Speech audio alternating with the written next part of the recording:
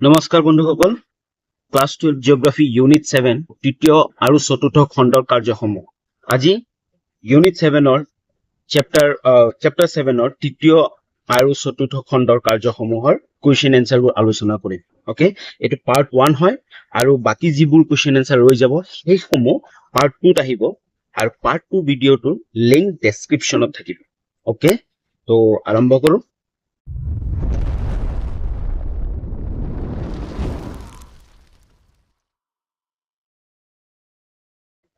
এক নম্বৰ, তলত দিয়া কোনবিধ তৃতীয় শ্ৰেণীৰ জীৱিকা? তলত দিয়া কোনবিধ তৃতীয় শ্ৰেণীৰ জীৱিকা? এক নম্বৰ, কৃষিকাৰ্য, বয়ন কাৰ্য, চিকাৰ, বেপাৰ বাণিজ্য। ইয়াৰ শুদ্ধ উত্তৰটো হ'ল 4 নম্বৰ, বেপাৰ বাণিজ্য। ই হ'ল তৃতীয় শ্ৰেণীৰ জীৱিকা। ওকে, 2 নম্বৰ, তলত দিয়া কোনবিধ দ্বিতীয় খণ্ডৰ কাৰ্য নহয়? তলত দিয়া কোনবিধ দ্বিতীয় খণ্ডৰ কাৰ্য নহয়? লো গণন কাৰ্য, বোৱা কটা, ৰেডিমেড কাপোৰ তৈয়াৰ, মাছ ধৰা। ইয়াৰ শুদ্ধ উত্তৰটো হ'ল 4 নম্বৰ, মাছ ধৰা, কাৰণ মাছ ধৰাটো হ'ল প্ৰাথমিক খণ্ডৰ জীৱিকা আৰু এই বাকীবোৰ গোটেইবোৰ হ'ল দ্বিতীয় খণ্ডৰ জীৱিকা। আমাক কৈছিল যে তলত দিয়া কোনবিধ দ্বিতীয় খণ্ডৰ কাৰ্য নহয়। ইয়াৰ শুদ্ধ উত্তৰটো হ'ল 4, মাছ ধৰা। ওকে, নেক্সট আস্ক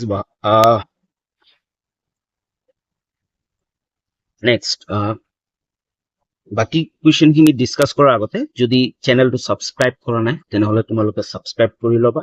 ওকে, আৰু লগতে বেল আইকনটো প্ৰেছ কৰি ল'বা। যদি তুমি ক্লাছ 12ত পঢ়ি আছা, যে আগন্তুক 2025 হাই ছেকেণ্ডাৰী ফাইনেল ইয়াৰ এক্সাম আহি আছে, তাৰ কাৰণে তোমালোকৰ কাৰণে এটা ভাল অপৰচুনিটি এই চেনেলটোত, কাৰণ এই চেনেলটোত ডিছকাছ কি পাবা? ক্লাছ 12 জিঅ'গ্ৰাফী সলিউশ্যন 2025 ফাইনেল এক্সামৰ কাৰণে জিঅ'গ্ৰাফী গোটেইখিনি সলিউশ্যন খিনি পাবা। প্ৰতিটো চেপ্টাৰৰে কুৱেশ্যন এনচাৰ খিনি পাই যাবা, এক্সপ্লেইন কৰি দিম। ওকে, আৰু ইয়াৰ লগতে previous year question paper with solution, previous ইয়াৰৰ যিমানবোৰ কুৱেশ্যন পেপাৰ আছে 2017ৰ পৰা লৈ যিমানবোৰ কুৱেশ্যন পেপাৰ আছে গোটেইবোৰ সলিউশ্যন খিনি পাবা। Okay, next, previous year question paper chapter wise, প্ৰতিটো চেপ্টাৰৰে প্ৰিভিয়াছ ইয়াৰত যি কুৱেশ্যন এনচাৰ আহিছিল সেই গোটেইবোৰ পাবা আৰু ইম্পৰ্টেণ্ট কুৱেশ্যন খিনিও পাবা। ওকে, আৰু এই সকলোবোৰ তোমালোকে PDF ৰূপেও পাব পাৰা, ভিডিঅ'টো পাবা লগতে PDF ৰূপেও পাবা। তাৰ কাৰণে কি কৰিব লাগিব? টেলিগ্ৰাম চেনেলটো জইন হ'ব লাগিব। লিংক ইন ডেছক্ৰিপশ্যনত লিংক আছে, তাত গৈ জইন হৈ ল'বা। তাতে যিমানবোৰ ভিডিঅ' বনোৱা হয় তাৰ গোটেইখিনি PDF তাত দিয়া হয়। ওকে, তো নেক্সট কুৱেশ্যনলৈ আগবাঢ়ো। নেক্সট 2 নম্বৰ, তলত দিয়া কোনবিধ জীৱিকাৰ পৰা দিল্লী, মুম্বাই, কলকাতা, চেন্নাই আদি মহানগৰবোৰত সৰ্বাধিক সুবিধা পোৱা যায়? কোনবিধ জীৱিকাৰ পৰা? প্ৰাথমিক, দ্বিতীয়, চতুৰ্থ, সেৱা কাৰ্য। ইয়াৰ এনচাৰটো হ'ল 3 নম্বৰ, চতুৰ্থক যিবোৰ বৃত্তি আছে সেইবোৰ বৃত্তি হলে দিল্লী, মুম্বাই, কলকাতা, চেন্নাই আদি মহানগৰীবোৰত সুবিধা পোৱা যায়। ওকে, নেক্সট 3 নম্বৰ, তলত দিয়া কোনবিধ জীৱিকা চতুৰ্থ শ্ৰেণীৰ অন্তৰ্গত? চতুৰ্থ শ্ৰেণীৰ অন্তৰ্গত অপশ্যন কেইটা চোৱা, গৃহ নিৰ্মাণ কৰ্মী, কম্পিউটাৰ নিৰ্মাণকাৰী, বিশ্ববিদ্যালয় শিক্ষক আৰু প্ৰকাশক। ইয়াৰ শুদ্ধ উত্তৰটো হ'ব বিশ্ববিদ্যালয়ৰ শিক্ষক। ওকে, নেক্সট 4 নম্বৰ, দুটা মুখ্য বাণিজ্যিক কেন্দ্ৰৰ নাম লিখা। বাণিজ্যিক কেন্দ্ৰ মানে গম পোৱা, বাণিজ্যিক কেন্দ্ৰ য'ত বেপাৰ বাণিজ্য সম্ভৱ হয় সেই কেন্দ্ৰবোৰ হ'ল কি? ক নম্বৰ, সমসাময়িক বাণিজ্যিক কেন্দ্ৰ যেনে হাট বজাৰ আৰু পৌৰ বাণিজ্যিক কেন্দ্ৰ। ওকে, নেক্সট 5 নম্বৰ, তৃতীয় খণ্ডৰ দুবিধ কাৰ্যৰ উদাহৰণ দিয়া। তৃতীয় খণ্ডৰ দুবিধ কাৰ্যৰ উদাহৰণ হ'ল পৰিবহন সেৱা আৰু বীমা সেৱা। ওকে, কাৰণ আমি কি গম পাওঁ, তৃতীয় খণ্ডৰ কাৰ্যটো কি? আচলতে সেৱা আগবঢ়োৱা, হয় নাই? নেক্সট 6 নম্বৰ, দুবিধ দ্বিতীয় খণ্ডৰ কাৰ্যৰ উদাহৰণ দিয়া। দুবিধ দ্বিতীয় খণ্ডৰ কাৰ্যৰ উদাহৰণ আগৰ চেপ্টাৰবোৰতে আমি পাই আহিছো। তো কি? আকৰিক লোৰ পৰা অধিক উপযোগী তীখা উৎপন্ন কৰা, মানে আকৰিক লোৰ পৰা অধিক উপযোগী তীখা উৎপাদন কৰা, আৰু কি? গমৰ পৰা আটা বা ময়দা তৈয়াৰ কৰা কাৰ্য। ওকে, নেক্সট 7 নম্বৰ, তৃতীয় শ্ৰেণীৰ জীৱিকাসমূহ কোনবোৰ খণ্ডৰ লগত জড়িত? একেবাৰে সহজ তৃতীয় খণ্ডৰ জীৱিকাসমূহ পৰ্যটন খণ্ডৰ লগত জড়িত কিহৰ লগত জড়িত পৰ্যটন খণ্ডৰ লগত জড়িত ওকে নেক্সট 8 নম্বৰ CBD মানে কি বহুত ইম্পৰ্টেন্ট হয় এইটো CBD ৰ সম্পূৰ্ণ ৰূপ হ'ল চেন্ট্ৰেল বিজনেছ ডিস্ট্ৰিক্ট এইটো এটা ৰাজ্যৰ চৰকাৰী বাণিজ্যিক সংস্থা ওকে নেক্সট 9 নম্বৰ খুচুৰা বাণিজ্য সেৱা কি খুচুৰা বাণিজ্য সেৱা হৈছে নিৰ্দিষ্ট অৱস্থানৰ একোটা বিক্ৰী কেন্দ্ৰৰ যোগেদি আগবঢ়োৱা সেৱা য'ত বিভিন্ন পণ্য সামগ্ৰীসমূহ প্ৰকৃত উপভোক্তাৰ হাতত পৰে ইয়াকে কি হয় খুচুৰা বাণিজ্যিক সেৱা বুলি কোৱা হয় নেক্সট 10 নম্বৰ চতুৰ্থ খণ্ডৰ জীৱিকা বুলিলে কি বুজা উদ্যোক্তা পৰিচালক প্ৰশাসক প্ৰভৃতিৰ কাৰ্যবাহী আৰু নীতি নিৰ্ধাৰক লক্ষণৰ আৰ্থিক কাম কাজসমূহক চতুৰ্থ খণ্ড জীৱিকা বোলে ওকে নেক্সট আগবাঢ়িছো 11 নম্বৰ এটা ইম্পৰ্টেন্ট হয় চিকিৎসা পৰ্যটন বুলিলে কি বুজা আচলতে আমি পৰ্যটন মানে গম পাওঁ য'ত মানুহৰ মানুহৰ আহে মানুহবোৰ পৰ্যটন ফুৰিব আহে কিন্তু চিকিৎসা পৰ্যটন কিছুমান অঞ্চলত উপলব্ধ উন্নত চিকিৎসা সেৱা বহু পৰ্যটকক আকৰ্ষিত কৰে মানে উন্নত চিকিৎসাৰ কাৰণে মানুহবোৰ তালৈ যাব বিচাৰে আকৰ্ষণ কৰে সেই ঠাইটোৱে ওকে উন্নত চিকিৎসা গ্ৰহণৰ কাৰণত বহুত লোকৰ সেই অঞ্চললৈ আগমন ঘটে উন্নত চিকিৎসাৰ কাৰণে চিকিৎসাটো উপলব্ধ ল'বৰ কাৰণে বহুত মানুহ সেই ঠাইলৈ আগমন কৰে এই ব্যৱস্থাকে চিকিৎসা পৰ্যটন বোলে এইটো যিটো ব্যৱস্থা এই ব্যৱস্থাটোকে কি বুলি কোৱা হয় চিকিৎসা পৰ্যটন কোৱা হয় এটা উদাহৰণ চাও ভাৰতৰ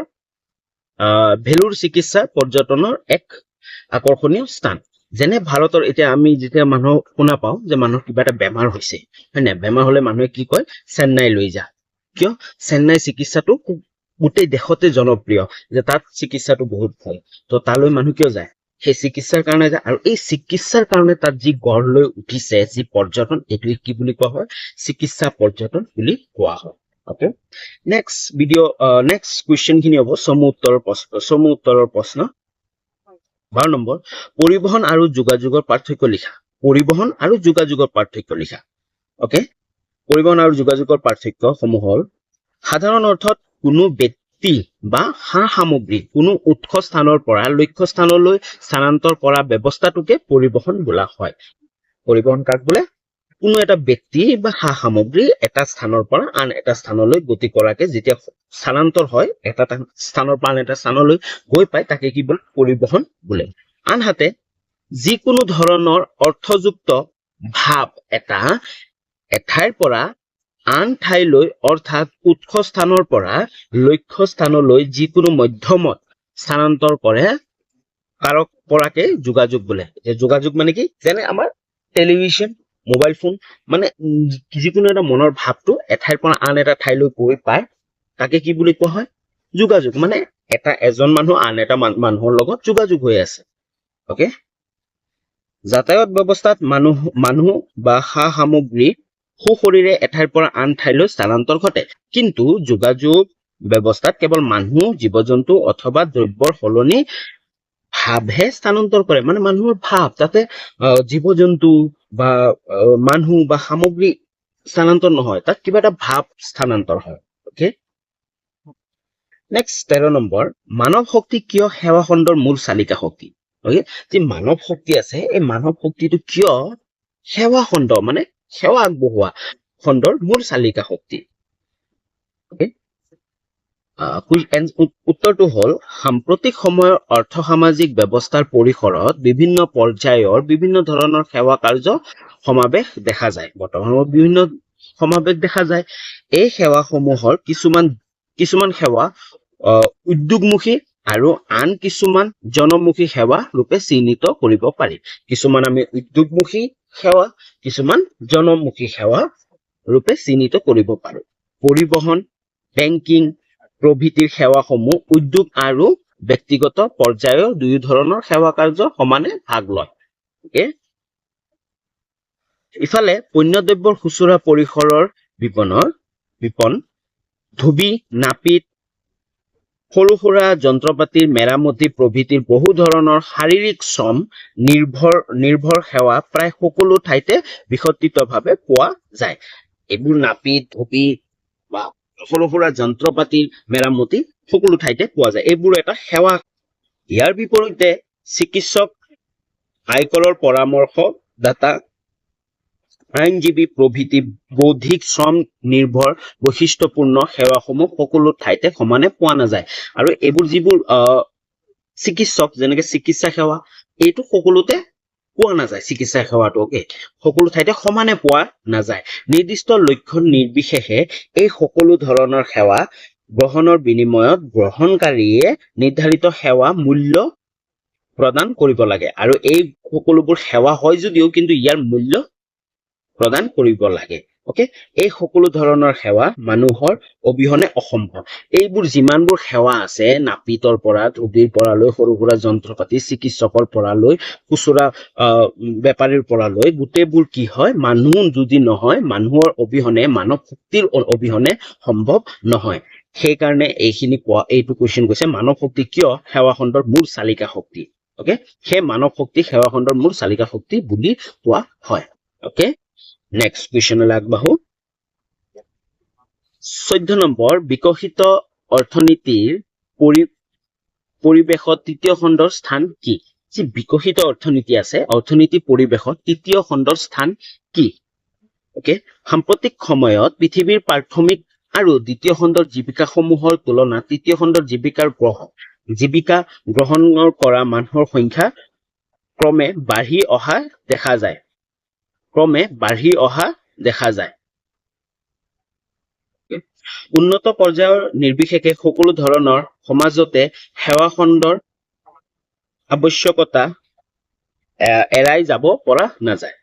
তথাপিও মনৰ গতিত অগ্ৰসৰ হৈ থকা তৃতীয় বিশ্বৰ প্ৰায়বোৰ দেশতে মুঠ কৰ্মী 10% এইটো খণ্ডৰ নিযুক্তি হৈ থকাৰ বিপৰীতে উন্নত দেশসমূহত যিবোৰ তৃতীয় বিশ্ব আছে ন, তৃতীয় বিশ্বৰ প্ৰায় তৃতীয় যিবিলাক থাৰ্ড ক্লাছ আছে, সেইবোৰ 10%হে এই তৃতীয় খণ্ডৰ মানুহ মানে জড়িত হৈ আছে এই তৃতীয় খণ্ডৰ জীৱিকাৰ লগত। কিন্তু বিপৰীতে উন্নত দেশসমূহৰ এই খণ্ডৰ নিযুক্তি হৈ থকা কৰ্মীৰ সংখ্যা যথেষ্ট বেছি। কিন্তু উন্নত যিবোৰ দেশ আছে, আমেৰিকা, যেনেকুৱা জাপান, তাতে কি অধিক বেছি। উদাহৰণস্বৰূপে আমেৰিকা যুক্তৰাষ্ট্ৰৰ মুঠ কৰ্মীৰ 75% তৃতীয় খণ্ডৰ নিযুক্তি হৈ আছে। তেওঁলোকৰ মুঠ যিমানবোৰ কৰ্মী আছে, সেই কৰ্মীবোৰৰ ভিতৰত 75% তৃতীয় খণ্ডৰ নিযুক্তি হৈ আছে।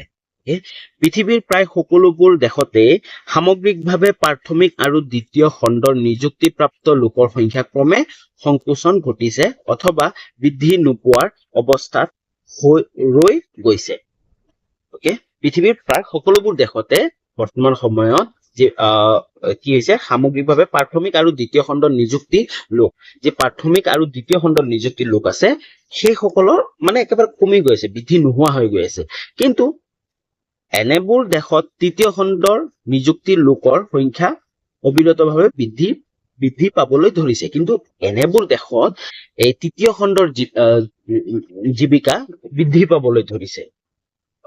যদিও প্ৰাথমিক আৰু দ্বিতীয় খণ্ডৰ জীৱিকা অতি কম হৈ গৈ আছে, মানুহবোৰ কম হৈ গৈ আছে, সেই কাৰ্য কৰা মানুহবোৰ কম হৈ গৈছে, কিন্তু তৃতীয় খণ্ডৰ জীৱিকাৰ মানুহৰ পৰিমাণ বাঢ়ি গৈ আছে।